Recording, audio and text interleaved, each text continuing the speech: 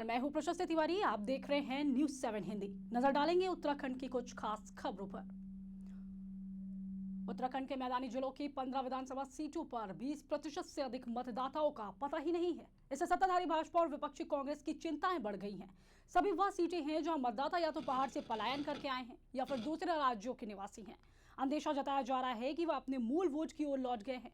चुनाव आयोग pre SIR गतिविधि के तहत मतदाताओं की BLO मैपिंग करा रहा है।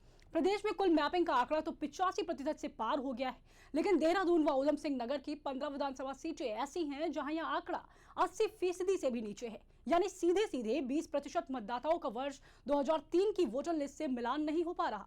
15 विधानसभाओं के कुल 23,33,278 मतदाताओं में से 17,41,235 मतदाता ऐसे हैं जिनका प्री SIR के तहत 2003 की वोटर लिस्ट से मिलान हो चुका है। 5,92,043 मतदाता ऐसे हैं जिनका कुछ पता ही नहीं है। SIR शुरू होने पर इन पर वोट कटने का खतरा मंडरा रहा है। प्रदेश भर में आज रात को 1 घंटा अर्थ आवर डे मनाया जाएगा। इस दौरान सभी लाइटों और विद्युत उपकरणों को बंद रखा जाएगा। इसे लेकर उत्तराखंड शासन ने शनिवार यानी आज रात 8:30 बजे से 9:30 बजे तक अर्थ आवर मनाने का निर्णय लिया है। इस दौरान प्रदेश भर में लोगों से 1 घंटे के लिए सभी गैर जरूरी लाइटें और विद्युत उपकरण बंद रखने की अपील की है। दरअसल world wide fund for nature नई दिल्ली की ओर से अभियान आयोजित किया जा रहा है। यह पहल प्राकृतिक संसाधनों के संरक्षण, पर्यावरण संतुलन बनाए रखने और आने वाली पीढ़ियों के बेहतर भविष्य के प्रति जागरूकता बढ़ाने के उद्देश्य से की जा रही है। इस अभियान के तहत 1 घंटे तक गैर जरूरी विद्युत उपकरणों को बंद रखने की अपील की गई है।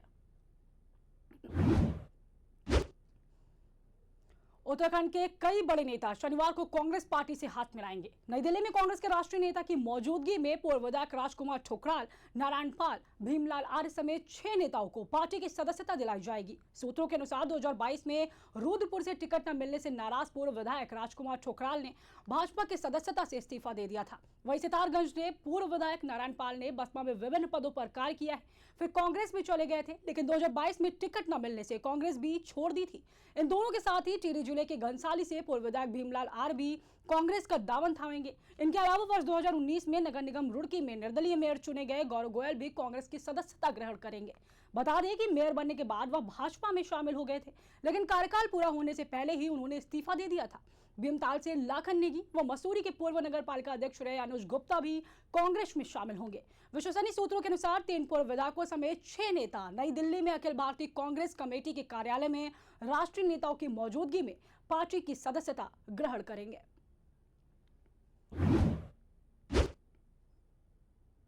उत्तराखंड के पर्वतीय क्षेत्रों में आंशिक बादल मंडरा रहे, कहीं कहीं हल्की बौछारें भी पड़ रही हैं, जिससे मौसम सुहावना बना हुआ है। वहीं मैदानी इलाकों में तेज धूप निकलने के कारण तापमान बढ़ने लगा है। हालांकि बीच में आंशिक बादल छाने से गर्मी से राहत भी मिल रही है। तो वहीं मौसम विज्ञान केंद्र के अनुसार शनिवार को पर्वतीय क्षेत्रों में कहीं कहीं गरज चमक के साथ हल्की बारिश और 3300 मीटर से अधिक ऊंचाई वाले चोटियों पर हिमपात होने के आसार हैं। मैदानी क्षेत्रों में मौसम शुष्क रहेगा। मौसम विभाग के अनुसार 2 अप्रैल तक उत्तराखंड के अलग अलग इलाकों में मौसम की उठापटक देखी जाएगी। अलग अलग जिलों में ऊंची चोटियों पर बर्फबारी के संकेत हैं। इस दौरान कुछ जगहों पर तेज हवाएं भी चल सकती हैं। 28 मार्च को उत्तरकाशी, रुद्रप्रयाग, चमोली, बागेश्वर और पिथौरागढ़ में हल्की बारिश देखी जा सकती है। देहरादून का अधिकतम तापमान एक बार फिर 30 डिग्री सेल्सियस तक पहुंच गया है, जबकि न्यूनतम तापमान में भी बढ़ोतरी हुई है। अन्य पर्वतीय क्षेत्रों में भी हल्की बारिश होने से मौसम सुहावना हो गया है। इसके साथ ही देहरादून और आसपास के क्षेत्रों में मौसम शुष्क बना रहेगा। हालांकि बीच बीच में आंशिक बादल छाए रहेंगे। इससे गर्मी से कुछ देर के लिए राहत मिलने की भी उम्मीद है।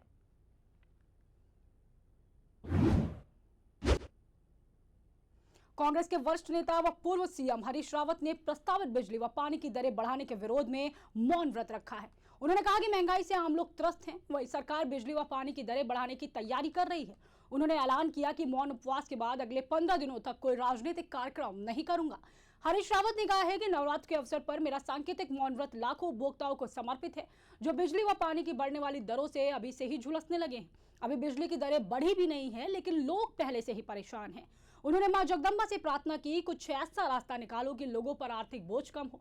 संयोग है कि आज इस उपवास के साथ मैं अगले 15 दिनों तक कोई राजनीतिक कार्यक्रम नहीं करूंगा, जिसे कुछ पीछे की ओर देखकर आगे के लिए अपनी सोच को विकसित कर सकूं, लेकिन मैं विवाह समारोह में शामिल रहूंगा।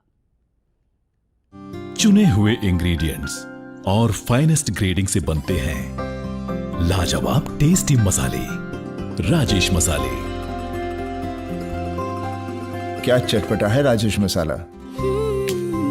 ट्राई करिए। अच्छा, राजेश मसाले।